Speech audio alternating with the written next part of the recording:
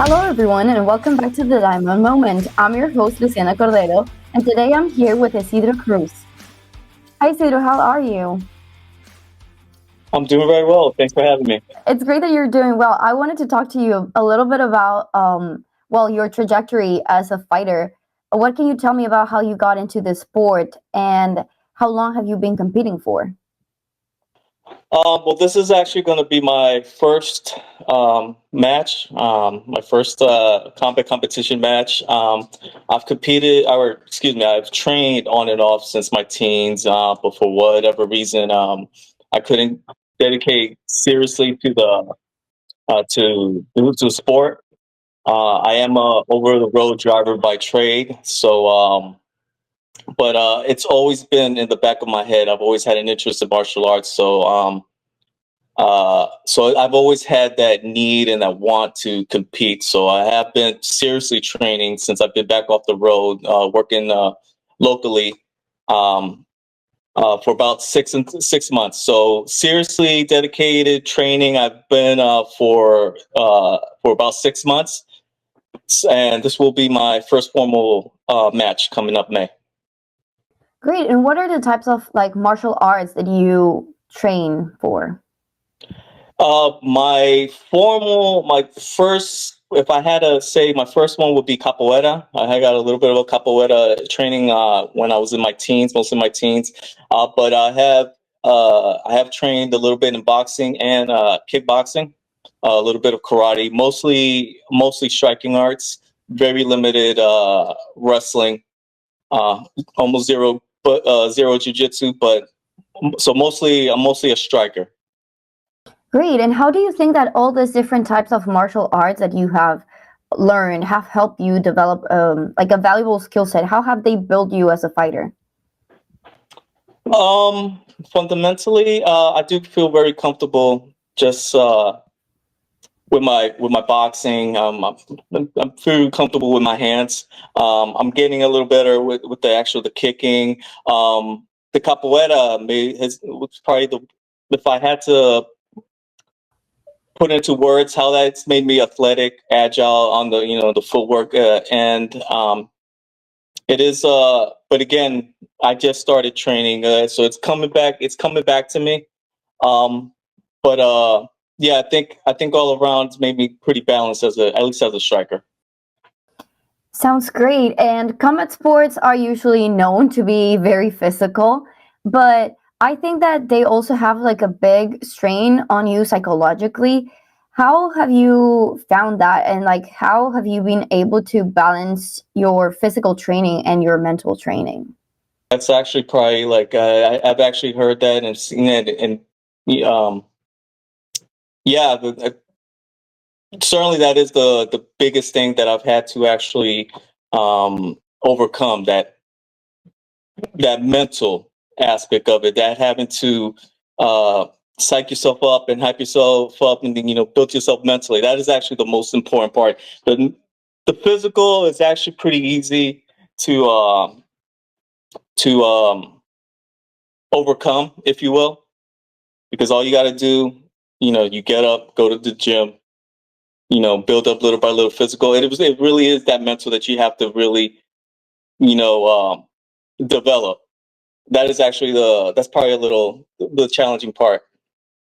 Yeah, like you can train all you want at the gym, but if you don't believe that you're a great fighter, then it's going to be hard to actually be a great fighter. And I wanted to ask you, in the challenges that you have, uh, stood up against so far, how have you managed to keep this mental state, push forward? I think the physical, the actual, the discipline of it, just having whether you're motivated or not, just you make a commitment to yourself each and every time, every morning, and it's not just at the gym, just going to work. Um, you basically just have to know your why, and my why is I just want to get better as a person, as a fighter, as a family member. It's just showing up, being consistent. Taking those big, those little steps, and enjoying those little wins. just one step at a time. Yeah, I really like what you mentioned about like finding your why and remembering that to keep pushing forward. I think like having a strong set of values is very helpful to like Absolutely. overcome like different challenges. Yes. And I wanted to know as well if you have any mentors or people who have helped like guide you throughout this process. Oh well, my trainers, Ethan Marshall and Galen, who will be competing as well for the for a belt, and well, he's defending his belt in May. Um, that was actually one of the reasons why I decided to join the gym. Eric Marshall, final round.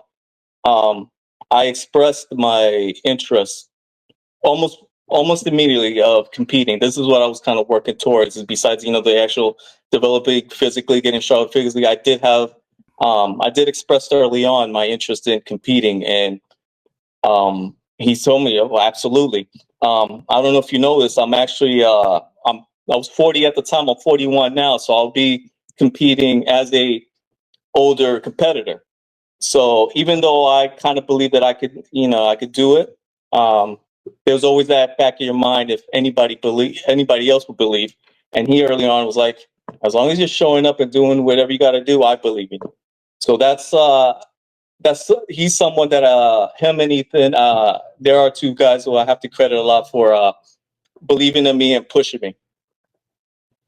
Yeah, having a good support system and like someone there for you is always helpful, especially when it comes to a sport where you have to take so many hits or just like fall a lot. Having someone to like catch you when you do, it's always helpful.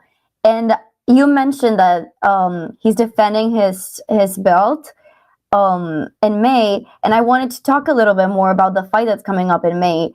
And how have you been training for it? How have you been preparing for the Battle of Tampa Bay? Working drills. I don't want to give too much away about the actual training, but just bag work. Just showing up at the gym. But Yes, it's really, like I said, is that mental that praying and that meditating is that mental that I'm really trying to focus on. The physical part is really it's really no secret. It's really just that daily affirmation. Always remember it day by day, regardless if I'm motivated or not. You got to keep that discipline and that consistency, and everything else will just follow through. yes, exactly. And with that, do you have any expectations for the fight? No, given that it's my first, I really try not to have any expectations. Oh, let me correct myself. The only expectation that I have is for myself to actually compete in the best of my ability. If I just lay it all on the line and I perform it to the best of my ability, the way I've been, training at the gym, that's a win for me. Sounds great. And I also wanted to ask you, what can we expect as the audience from you in the Battle of Tampa Bay? Oh, I'm gonna give it my all. That's it. That's really it. Yeah, you're gonna feel. I'm very excited. So you're gonna see a very excited, happy competitor. I'm a regular guy. All I want is just do something exciting before it was too late.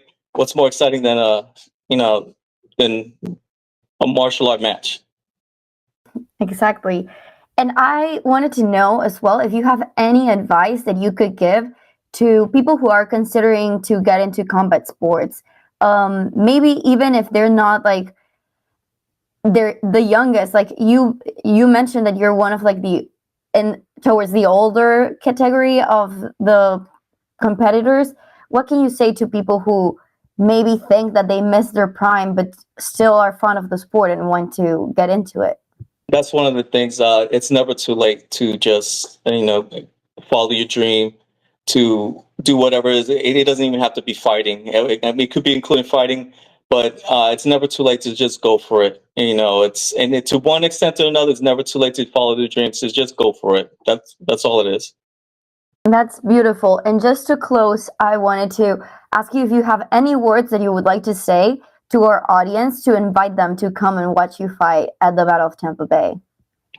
Get the tickets before it's too late, before they're sold out. I mean, I'll be happy to see anybody supporting me and all the competitors. Yeah, I hope to see y'all there.